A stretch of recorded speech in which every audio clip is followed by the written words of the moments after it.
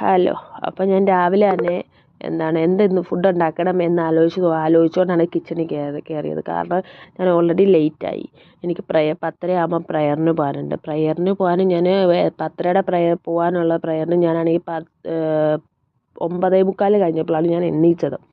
അപ്പം ഓൾറെഡി ഞാൻ ഫാസ്റ്റിംഗ് ആണ്. അപ്പോൾ എനിക്ക് ഉച്ചയ്ക്ക് വന്ന് കഴിക്കാനുള്ള ഫുഡും ഉണ്ടാക്കണം. അപ്പോൾ ഇതെല്ലാം ആണെങ്കിൽ ഇത്ര സമയത്തിനുള്ളിൽ തീരണം.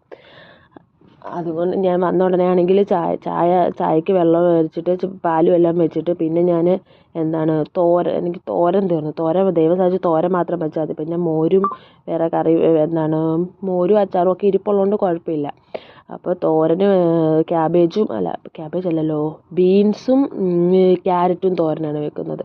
അപ്പോൾ ക്യാരറ്റ് എനിക്കിങ്ങനെ ബീൻസിൻ്റെ കൂടെ ക്യാബേജിൻ്റെ കൂടെ ഒക്കെ ആഡ് ചെയ്ത് കഴിക്കാൻ ഭയങ്കര ഇഷ്ടമാണ്. അതുകൊണ്ട് ഞാൻ അങ്ങനെ തോരൻ നോർമലി ക്യാരറ്റ് എനിക്ക് വേറെ ഒന്നിൻ്റെ കൂടെ അങ്ങനെ കഴിക്കാൻ ഒറ്റയ്ക്ക് ക്യാരറ്റ് മാത്രമായിട്ട് തോരനുണ്ടാക്കി തിന്നുക അതൊന്നും ഇഷ്ടമല്ലെന്നല്ല, എനിക്ക് അത് ഒറ്റയ്ക്ക് ക്യാരറ്റ് മാത്രമായിട്ട് തിന്നാൻ ഇഷ്ടമല്ല. അതുകൊണ്ട് ഞാൻ ഇങ്ങനെയുള്ള സാധനത്തിൻ്റെ കൂടെ ഒക്കെ ആഡ് ചെയ്ത് കഴിക്കും.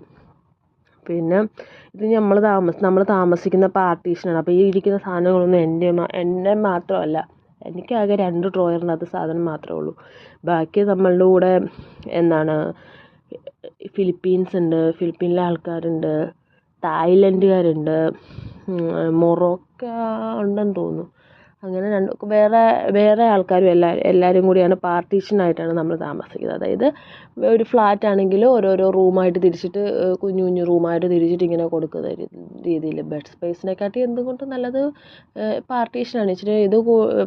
ഇച്ചിരി റെൻറ്റ് അതിന് കൂടുതലാണ്. പക്ഷേ എന്നാലും നമ്മൾക്ക് അതാണ് നല്ലത്.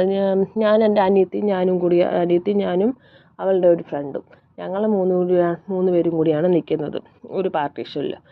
ആക്ച്വലി അങ്ങനെ താമസിക്കാൻ അവർ അലൗഡ് ചെയ്യത്തില്ല. പിന്നെ നമ്മൾക്ക് നമ്മളെ പരിചയമുള്ളതുകൊണ്ടാണ് നമ്മളെ ആണെങ്കിൽ എല്ലാവരെയും കൂടി 3 പേരെയും കൂടി ഒരുമിച്ച് താമസിപ്പിക്കാൻ അവർ സമ്മതിച്ചത്.